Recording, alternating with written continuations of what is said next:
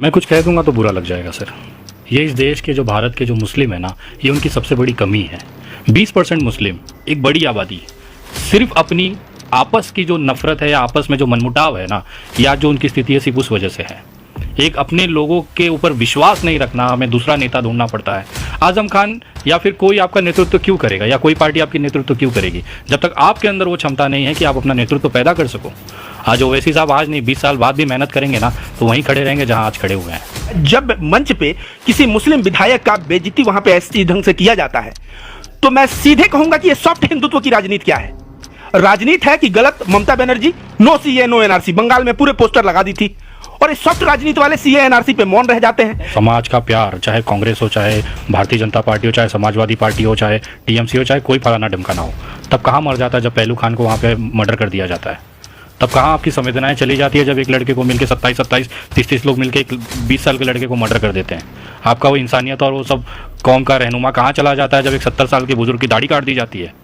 ये कहीं ना कहीं आपके इस देश में जो एक गंदी राजनीति होती है ना, कि जब इस्तेमाल करना है तभी मुस्लिम याद आएगा, लेकिन उस समय बिल्कुल शांत हो जाएगा जब उसको सही में ज़रूरत होती है। सीएनआरसी में देश भर में शाहीन बाग बनाए गए, कौन सी ऐसा पार्टी का जो नेता था जो सामने से आके वहाँ पे अपोज किया होगा। लोकसभा में 2 या 3 चेहरे ऐसे मुझे नज़र आते हैं जिन्होंने खुले तौर पर इसका विरोध किया था, उसमें से एक ओवैसी साहब हैं।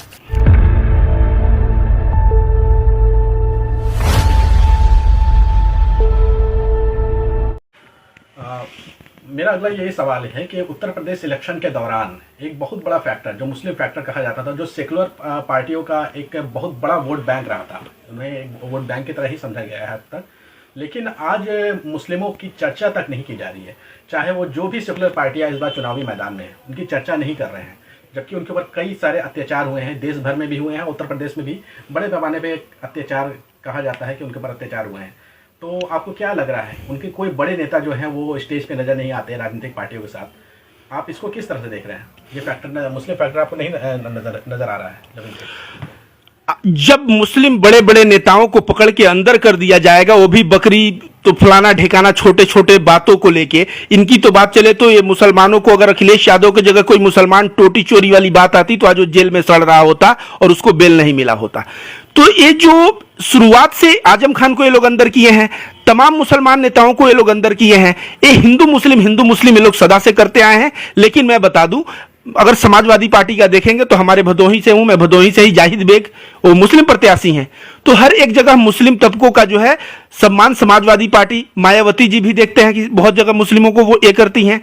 और अभी जो ओवैसी साहब आए हैं, ओवैसी साहब एक बहुत ही इंटेलेक्चुअल बंदे हैं, और मैं इनका स्पीच सुनता हूं, जिस तरह संबित पात्रा या पुष्पेंद्र और फलाने ढेकाने जो है, ये लोग जिस तरह से हेट की बातें करते हैं, जेल में चला जाना चाहिए। आप हमको बता नहीं सकते हैं कि ओवैसी साहब एंटी संवैधानिक एक भी बात किए हों।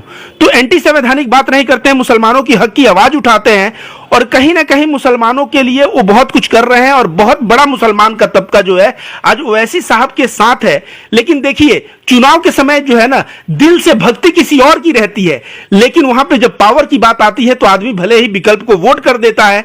तो समाजवादी पार्टी जब विकल्प के तौर पे उभर रहा है, और जब विकल्प के तौर पे उभर रहा है, तो वहां पे हिंदू मुस्लिम जो है, हिंदू मुस्लिम में बहुत सारे मुस्लिम्स के ज्यादातर वोट हम जानते हैं समाजवादी पार्टी की तरफ पोलराइज हो जाएगा। लेकिन ओवैसी साहब जो है वो भी एक अच्छे इंटेंशन से वहां कार्य कर रहे हैं, और लेकिन वो विकल्प नहीं बन पाए, एक समस्या है। जी, आपसे सवाल है कि आप किस तरह से देख रहे हैं कि जिस प्रकार से मुस्लिम वोट बैंक को पार्टियां चाह रही है कि वो हमारे साथ जुड़ा रहे और हमें वोट करे, लेकिन देखने में ये भी आ रहा है कि जो उनके बड़े लीडर्स हैं, मुस्लिमों के जो बड़े लीडर्स हैं, चाहे आजम खान को देख लीजिए या फिर अन्य जो नेता हैं उनको देख लीजिए, लोग उनके साथ खड़े भी नजर नहीं आते हैं, और जो राजनीतिक पार्टियां हैं वो स्टेज पे उनको उस तरह से जगह नहीं दे रहे हैं जिस तरह से 2014 से पहले जगह दिया करते थे।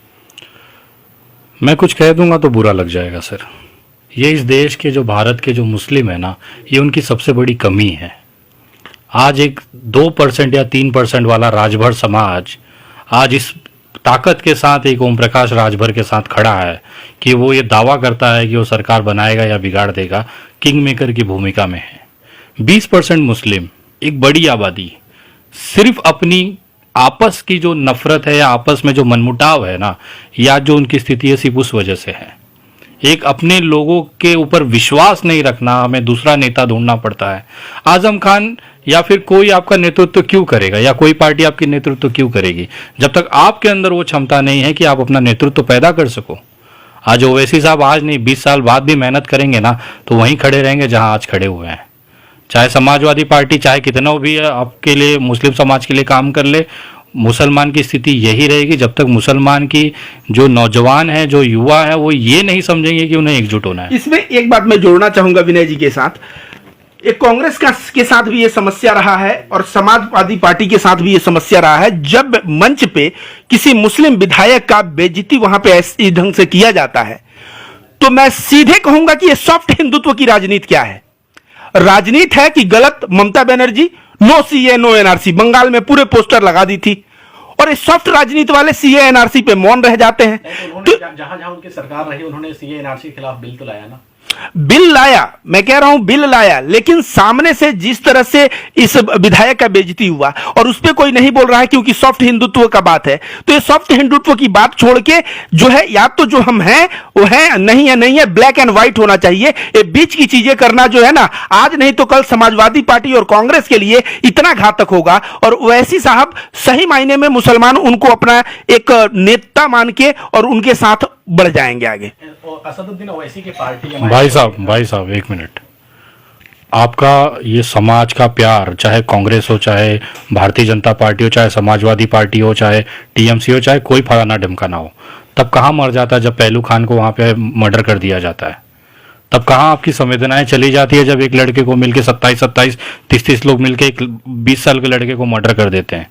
आपका वो इंसानियत और वो सब कौम का रहनुमा कहाँ चला जाता है जब एक 70 साल के बुजुर्ग की दाढ़ी काट दी जाती है? ये कहीं ना कहीं आपके इस देश में जो एक गंदी राजनीति होती है ना, कि जब इस्तेमाल करना है तभी मुस्लिम याद आएगा, लेकिन उस समय बिल्कुल शांत हो जाएगा जब उसको सही में जरूरत होती है। सीए एनआरसी में देश भर में शाहीन बाग बनाए गए, कौन सी ऐसा पार्टी का जो नेता था जो सामने से आके वहां पे अपोज किया होगा? लोकसभा में 2 या 3 चेहरे ऐसे मुझे नजर आते हैं जिन्होंने खुले तौर पर इसका विरोध किया था, उसमें से एक ओवैसी साहब हैं। आज मैं उनको सम्मान इसलिए देता हूं ना कि भले वो चाहे जिस कदर में लोग उन्हें चाहे जो कहें, लेकिन जब उस आदमी ने आवाज उठाई है ना, तब तक अपने कौम की भलाई के लिए उठाई है, अपने लोगों के लिए, हक के लिए उठाई है। कब तक आप विनय दुबे या रविकांत भारती या मोहित शर्मा या हरीश मिश्रा या काजल निषाद का इंतजार करोगे? क्या आपके अंदर वो क्षमता नहीं? आप हम जैसे लोगों को आप ताकत दे के मजबूती दे सकते हैं, आप अपने लोगों को नहीं दे सकते हैं। आप हमारे लोग हैं, लेकिन मेरा कहने का मतलब क्या है कि आप अपने प्रतिनिधित्व खुद तैयार करिए, किसी पे निर्भर रहने की जरूरत नहीं पड़ेगी। अगर आज आप लोगों ने सबने मिलकर एक नेता चुन लिया होता, चाहे वो वैसी क्यों ना होता, अगर उसका हाथ मजबूत कर दिया होता तो किसी के पैर पकड़ने की नौबत नहीं आती। और जब भी देखिए जेनोसाइड जैसा मामला हुआ, या जब भी मैं देखा